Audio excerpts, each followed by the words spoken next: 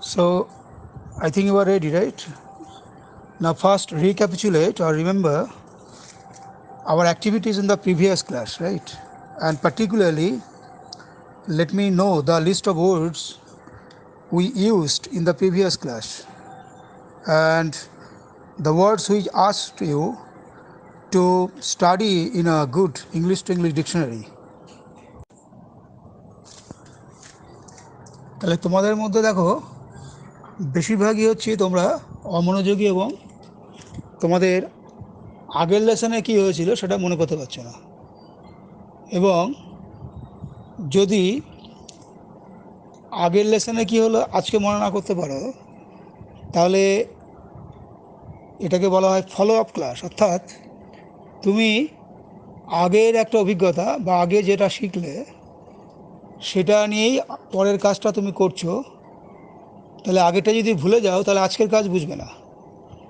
এবং দেখা যাচ্ছে যে তোমাদের মধ্যে বেশিরভাগই এই ক্লাস হয়তো কয়েকজন করছো, ঠিক আছে, কিন্তু যে উপদেশগুলো দেওয়া হচ্ছে বা যে বিষয়গুলো নিয়ে আলোচনা করা হচ্ছে সেই কথাগুলো তোমরা মনে রাখছো না বা হয়তো মন দিয়ে শুনছো না। আমি একটা সিম্পল কোশ্চেন করেছিলাম তোমাদের যে আগের দিন আমরা কি কাজ করেছিলাম। অনেকে বলছে স্যার এটা কি অডিও পাঠানো হলো, সেটাও বুঝতে পারছো না। তাহলে ক্লাসে আসতে গেলে আগে ঠিকমতো মন তৈরি করো, সঠিকভাবে ক্লাসে মনোযোগ দাও এবং যেটা পরের ক্লাসের জন্য টাস্ক দিয়ে রাখা হয় সেটা মন দিয়ে করবে, প্রস্তুতি নিয়ে ক্লাসে আসবে। তা না হলে ক্লাসে এসে কিন্তু কোনো লাভ হবে না। যাই হোক, ভালো লাগলো যে একজন হলেও আগের দিন আমি কি কাজ দিয়েছিলাম কোন ওয়ার্ড তার লিস্ট একজন হলেও পাঠিয়েছে। তার মানে হচ্ছে হি ইজ ভেরি সিনসিয়ার। তাহলে আগের দিন আমরা কি লিস্ট পেয়েছিলাম এবং সেই লিস্টগুলো আছে কেন দরকার? কারণ আমি তোমাদের বলেছিলাম যে রিরাইট, ট্রান্সফরমেশন, এই গ্রামার অ্যাক্টিভিটি করতে গেলে তোমার ক্লজ প্যাটার্ন অর্থাৎ সেন্টেন্স তৈরি করার যে তোমার জ্ঞান বা ক্ষমতা সেটা দরকার, এবং ভোকাবুলারি অর্থাৎ ওয়ার্ডের একটা ফর্ম থেকে আর একটা ফর্মে যাওয়ার জন্য তুমি যদি সক্ষম না হও, তুমি যদি সেটা না পারো, তোমার যদি এই জ্ঞান বা নলেজ না থাকে, অর্থাৎ word formation, noun, adjective, verb, adverb, যদি এটা তোমার না থাকে তাহলে তুমি অনেক ক্ষেত্রেই রাইটের ইনস্ট্রাকশন অনুযায়ী তুমি একটা সেন্টেন্সকে লিখতে পারবে না, অর্থাৎ ঘুরিয়ে লিখতে পারবে না অর্থ ঠিক রেখে। বুঝতে পারছো?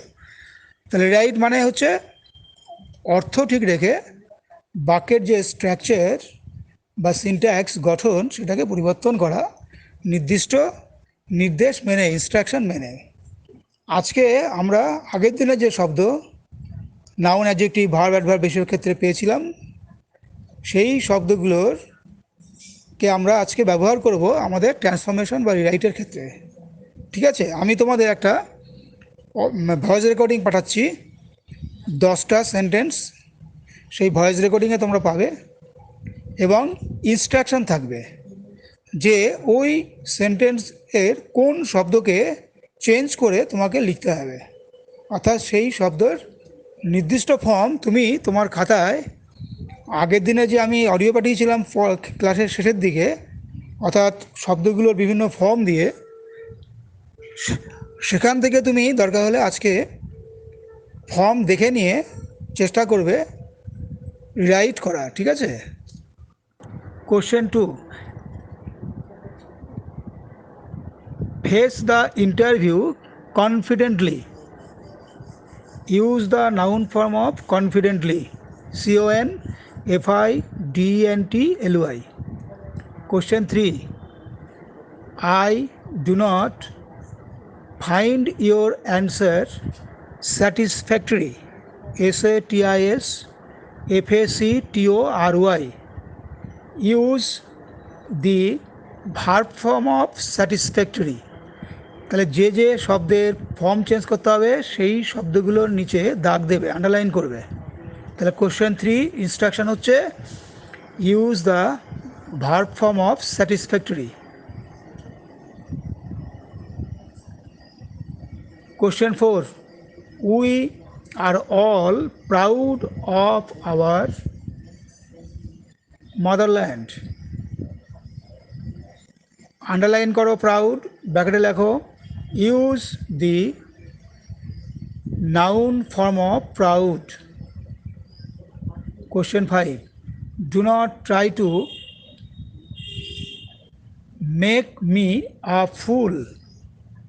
F-O-O-L. Use the verb form of fool. 6. Wait for the doctor with patience. P-A-T-I-E-N-C-E. Underline patience. Use the adverb form of patience. 7. You will have to work hard if you want to succeed in life. Underline succeed. S-U-C-C-E-D. Use the noun form of succeed. Question 8. Be careful while crossing the road. Underline careful. Use the noun form of careful. Question 9. Children find the story amusing. Underline amusing. Use the verb form of amusing. Question 10.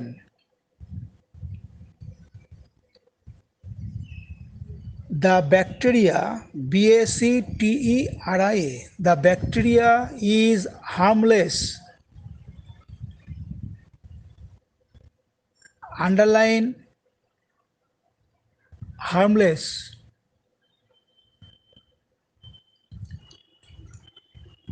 Use the noun form of harmless. So these are the 10 sentences which you have to rewrite following the instructions. আচ্ছা তোমরা শোনো, আমি যে voice recording পাঠাচ্ছি সেটা হচ্ছে answer, সেখানে তোমরা পাবে। ভয়েস রেকর্ডিং শুনে তোমরা তোমাদের অ্যান্সার যদি ভুল থাকে ঠিক করে নাও। সম্ভবত আমি 10টা প্রশ্নই তোমাদের দিয়েছিলাম। 10 sentences to be rewritten. Okay. The news gave me immense pleasure. এটা রিরাইট করলে উত্তর হবে দ্য নিউজ টেন্সড ফর্ম, অর্থাৎ টেন্স ঠিক রাখো, gave past form. The news pleased me immensely, বা the news immensely pleased me. Immense adjective, adverb immensely. কেন এটা হলো? কারণ ভার্বের সঙ্গে অ্যাডভার্ব ইউজ হয়। তাহলে সেন্টেন্সে ছিল প্লেজার নাউন, সেই জন্য অ্যাডজেক্টিভ ছিল ইমেন্স। এবার তুমি যখন প্লেজার থেকে ভার্ব ফর্ম প্লিজ করছো, এটাও মাথায় রাখতে হবে, আর একটা ওয়ার্ডেরও ফর্ম চেঞ্জ হবে। So the answer is the news pleased me immensely. এই কথাগুলো ভালো করে মনে রাখো, বা রিরাইট করার সময় ঠিকমতো এই কথাগুলো কাজে লাগাবে। Question 2. Face the interview confidently. Answer হচ্ছে face the interview with confidence. Noun, তার আগে preposition with. With confidence equal to confidently. 3. I do not find your answer satisfactory. Adjective হচ্ছে স্যাটিসফ্যাক্টরি, তাহলে ভার্ব ফর্ম ইউজ করলে কী হবে? Satisfy. তাহলে your answer does not satisfy me. Present tense, does not satisfy me. We are all proud of our motherland. We take pride in our motherland. তাহলে লক্ষ্য করো preposition change, take pride in, আর ওখানে ছিল proud of. Do not try to make me a fool, fool noun এবং verb form একই, তোমরা চার্টে পেয়েছিলে। তাহলে অ্যান্সার হবে do not try to fool me, fool me বোকা বানানো। Wait for the doctor patiently, wait for the doctor with patience, PATIENCE।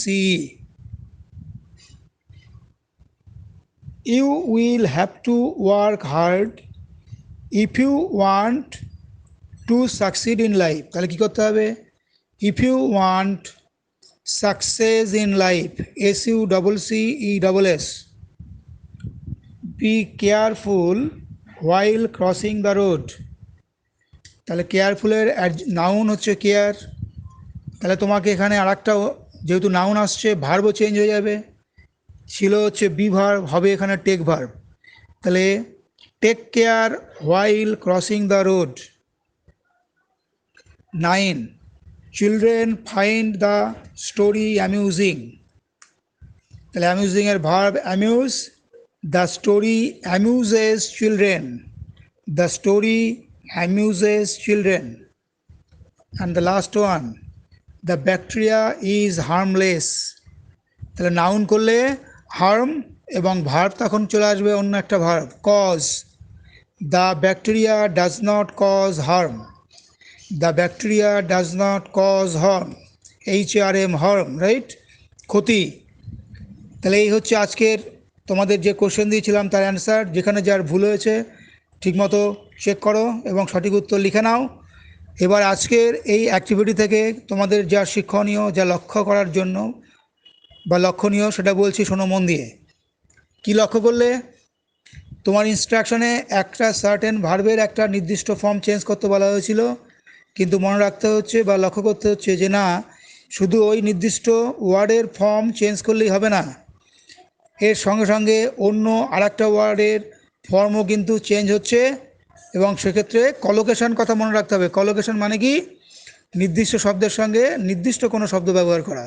যেরকম ধরো হার্ম নাউন ইউজ করলেই কজ কথাটাই ইউজ করতে হবে, অন্য কোনো ভার্ব ইউজ করলে কিন্তু হবে না, এরকম ব্যাপারটা আর কি। ঠিক আছে, 1 নম্বর। 2 নম্বর কি, তোমরা যদি এই কাজটা নিয়মিত অভ্যাসের মধ্যে না আনো, তাহলে কিন্তু তোমার ওয়ার্ড ফর্মেশন বা ভোকাবুলারি এক্সপ্যান্ড হবে না এবং এই ধরনের রিরাইট কিন্তু করতে পারবে না।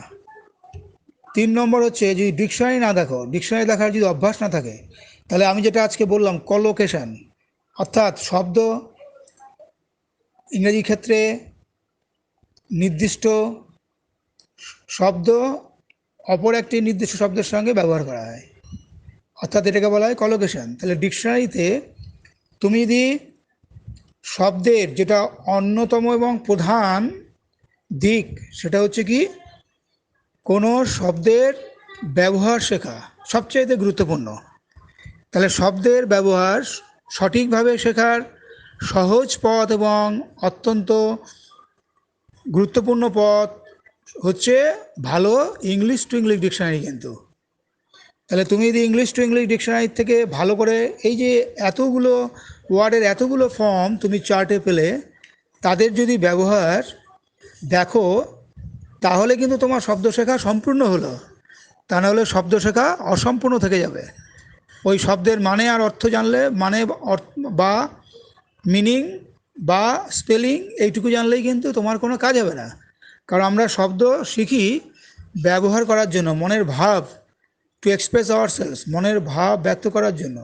তাহলে শব্দ কোথায় কীভাবে কাজ করছে, কীভাবে আচরণ করছে, তাহলে শব্দর ব্যবহার শেখা হচ্ছে অন্যতম তোমার ল্যাঙ্গুয়েজ, ইংরেজি ভাষা বলো বা বাংলা ভাষা বলো, তার অন্যতম কাজ ভাষা শেখার ক্ষেত্রে।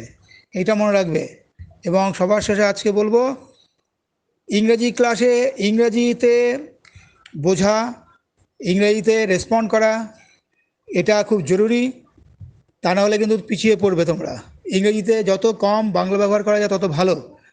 আমি দেখেছো আগের ক্লাসগুলোয় কিন্তু বাংলা ব্যবহার করিনি, কিন্তু আজকে দেখতে পাচ্ছি মনে হয় যারা এ সেকশনের বাইরে বি বা সি বা অন্য সেকশনে আছো তাদের মধ্যে মনে হচ্ছে কয়েকজন, বা এই সেকশনে অনেকে আছো, ইংরেজি ক্লাস ইংরেজিতে বুঝতে পারছো না, কিন্তু এটা বোঝার জন্য আস্তে আস্তে নিজেকে ইমপ্রুভ করতে হবে, চেষ্টা করতে হবে।